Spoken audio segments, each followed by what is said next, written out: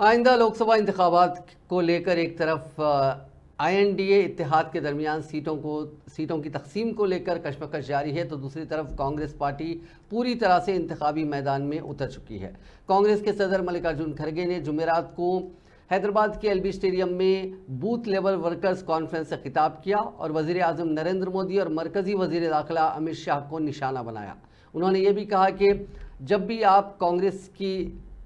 भी कांग्रेस की ताकत बढ़ती है, बीजेपी उसे कमज़ोर करने की कोशिश करती है। उन्होंने कहा कि तेलंगाना के अवाम ऐसी धमकियों से डरने वाले नहीं हैं। इस दौरान खड़गे ने कहा कि जब केसीआर तेलंगाना में इख्तिदार में थे तो मरकजी हुकूमत पर नहीं बल्कि कांग्रेस पर हमले करते थे।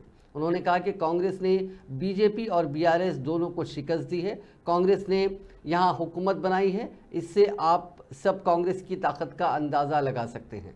इस जलसे से एआईसीसी इंचार्ज दीपादास मुंशी, इसके अलावा रियासती वजीर आला रेवंत रेड्डी ने भी खिताब किया।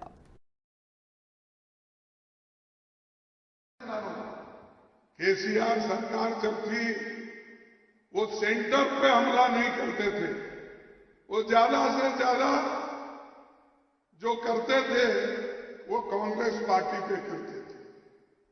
अब जब हमारी सरकार तो बीजेपी और बीआरएस दोनों की गालियां खाके, दोनों के मार खाके हम दोनों को हरा के आज आए हैं।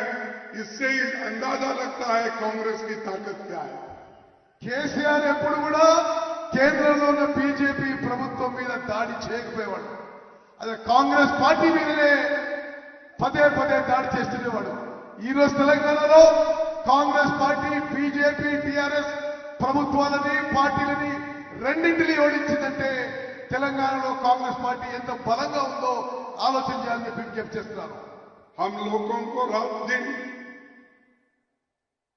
नीचे काम करना है, विलेज लेवल पे काम करना है।